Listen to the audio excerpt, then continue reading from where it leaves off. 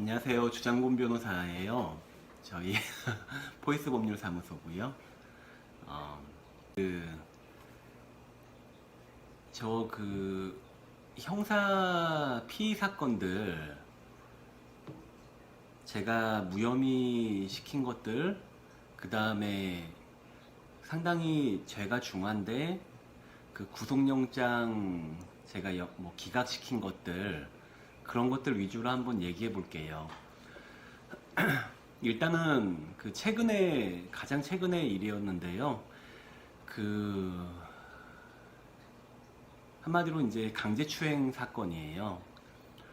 그 사건은 이제 피의자, 그러니까 죄 지은 분이라고 주장되는 분, 지목당한 분, 고소당한 분, 이분이 그 선생님이었어요. 남자 선생님이죠. 연세도 한 꽤 있으신 분이에요. 근데 이제 그 학교는 아니고 좀 선생님인데 좀 특수한 그런 시설 상황이에요. 그리고 이제 피해 당했다고 주장한 분은 여중생이고요. 근데 이제 그 아는 분 통해서 제가 사건을 맡게 됐는데, 일단은 사실 처음 상담 와서 제가 이제 드리는 말씀은, 성사건들은 정말 일단은 어려워요, 대처가 기본적으로.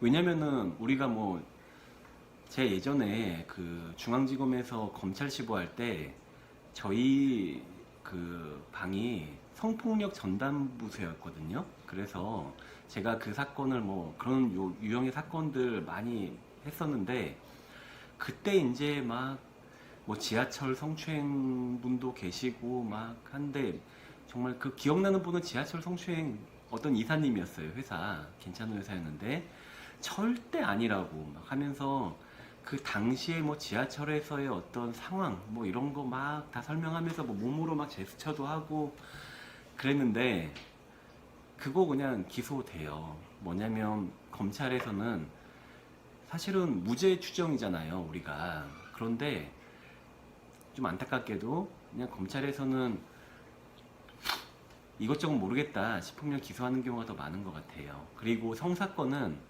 기본적으로 증거가 없어요. 피해자의 진술. 그러니까 보통 지하철 성추행 사건은 피해 입는 분이 피해 입고 있다 생각이 돼서 그 사람 손 잡으면 이거 빠져나갈 수가 없어요. 그러니까 정말 드센 이상한 혹시 그런 분이 계시면 정말로 힘들어지죠. 그래서 지하철 탈 때 왜 농담으로 법하는 사람들 이렇게 하는 농담이, 지하철 타면 이렇게 그러니까 이제 좀 빼고 이런 제스처 취하면서 그럴 때도 있는데요. 이제 그러다 보니까 마찬가지예요. 강제추행 강간은 이제 정말 그건 강력범죄고, 그리고 증거가 좀 남는 편이어서 보통 그런 거는 이제 그러지 않은데, 좀 요새 이제 성추행 사건 이런 것들이 상당히 조금 의외로, 그러니까 정말 곤란한 경우가 있어요. 이게 무고 아닌가 이런 생각이 들 경우가 좀 있더라고요. 그러니까 제가 이제 이 사건을 그래서 처음 오셨을 때, 이게 기본적으로 특성이 이렇기 때문에, 그리고 당신이 선생님이고 그 반대편은 또 이제 제자기도 하고 나이가 어리고 기본적인 어떤 특성이 있기 때문에, 이거는 굳이 확률적으로 논하자면 빠져나가는 거는 정말 어렵다 라고 제가 먼저 설명을 했어요. 근데 이제 그분이 정말 극구 아니라고, 나는 정말 아니라고 하면서, 근데 이제 그분의 어떤, 제가 사실은 변호사업 이제 10년 하면서 그 사람들을 만나잖아요. 근데 저는 이런 생각 들더라고요. 뭐 저는 사실 사람 잘 못 보긴 하지만 적어도 어떤 그 사건에 대해서 진실을 말하고 있다, 아니다. 이런 거는 조금 나름의 그래도 기준은 생길 수밖에 없더라고요. 그래서 제가 이제 뭐 전 자꾸 샜는데 그냥 편하게 저는 얘기하려고요. 변호사, 판검사가 좀 저는 다르다 생각해요. 사람 만나는 게. 변호사는 사실은 그 어떤 사람을 옹호하기 위해서 만나는 경우 많잖아요. 물론 고소대리 하는 경우도 있어서 그런 경우는 좀 다르지만 기본적으로 좀 어려운 지경의 처지에 놓인 분들을 법적으로 저희가 옹호하는 거지 않습니까? 그러다 보니까 그 사람들의 내밀한 상황을 다 알게 돼요. 뭐 특히 뭐 가정사건 하면 뭐 가정사건이 아니어도 어느 정도는 뭐 아주 형식적인 그런 회사 사건 아니면 개인 사건들은 개인사가 다 드러나거든요. 그러면서 이제 사람에 대한 그 사람의 스토리, 그다음에 그 사람에 대한 어떤 인상 이런 거에 나름 기준이 생기는데 그분은 상당히 그 정말 인상이 너무 좋으시더라고요. 그래서 이제 그런 또 약간 봉사적인 그런 일을 또 하셨던 분이거든요. 그리고 근데 보니까 이분이 상당히 아이들을 스스럼 없이 잘 대하시는 분이에요. 남자 여자 할 거 없이 정말 자식처럼 하시는 분인 것 같더라고요. 그래서 막 표현도 약간 아이들에 대한 표현도 정말 애정 어리고 인기도 좀 있으실 것 같아요. 잘생기셨어요. 호남형이고 저도 뭐 개인적으로 호감이 들 정도의 얼굴이세요. 뭐 원빈처럼 그렇게 잘생겼다는 게 아니라 남자처럼 잘생겼어요. 근데 이제 제가 그래서 정말 아니다고 저는 뭐 만약에 사실이면 이 방법이 뭐냐면 변호를 할 때 기본적으로 이제 경찰, 검사 얼마나 많이 보겠어요. 그 사람들도 마찬가지로 나름의 기준이 있어요. 아 이거 좀 이상하다. 뭐 이렇게 해서 사실은 좀 비슷할 수 있거든요. 그러니까 이제 만약에 정말 죄가 범행을 인정하고 깔끔하게 인정하고 이렇게 정말 다른 정상으로 아니면 이렇게 좀 가야 될 사건들이 있고 근데 이거는 정말 이분은 뭐 아니면 더해요. 일단은 뭐 직장도 뭐 이럴 뿐만 아니라 뭐 죄도 뭐 인정되면 이거는 정말 심각하죠.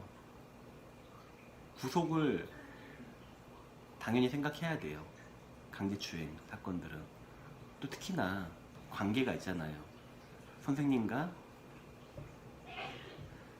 그러다 보니까 정말 좀 중대한 사건이었고 저한테 부탁하신 분이 그분의 가족이었는데 정말 저한테 그 소중한 분이세요. 그래서 제가 이 부분은 여러 번 말씀드렸거든요. 이기지 못하면 정말 열심히 해도 이기지 못할 가능성이 높은데 그렇게 되면 정말 그 우리 관계가 조금 훼손될 수 있다고 저는 걱정 많이 했어요. 그래서 그냥 제가 안 해도 좋다고 그렇게 저는 말씀드렸는데 그분은 꼭 제가 하기를 바라신대요. 그래서 제가 하게 됐어요.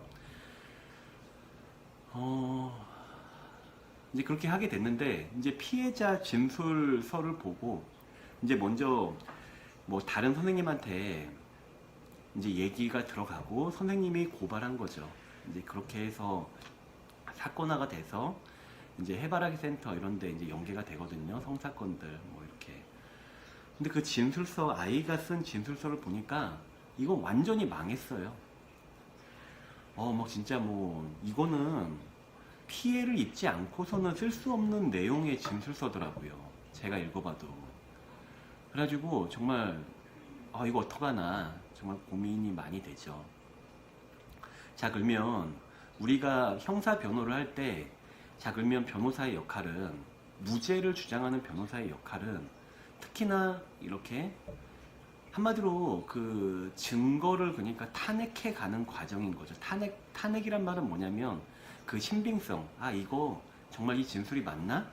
이런 거를 이거 좀 아닐 수도 있을 것 같아요 라고 얘기해가는 과정, 설득하는 과정이에요. 그 진술서를 제가 그 진술서 자체의 모순, 뭐냐면은 범죄 피해를 입었다고 주장하는데 그 2장짜리 진술서인데 제가 내용을 얘기할 수는 없어요. 근데 진술서 내에서도 뭔가 모순되는 부분이 있고, 진술서와 다른 자료, 그러니까 진술서가 피해자 진술이 가장 자료, 증거예요. 그게 제일, 성사건은 그게 제일 중요한데 그 자체 내의 모순, 그 다음에 그것과 다른 자료들, 정황과의 모순, 이거를 제가 이제 경찰을 설득하고 검사를 설득하는 과정이죠. 그래서 결론은 무혐의 나왔습니다. 그래서 저는 그분의 억울함을 풀어드렸다 생각을 하고 있고요. 정말 그렇게 생각해요. 여러 그 경위를 생각해보고 아무리 생각해봐도 그분은 좀 너무 억울하신 거가 맞는 것 같아요. 그래서 그 결과 이끌어낸 거 너무나 좋다 생각하고요.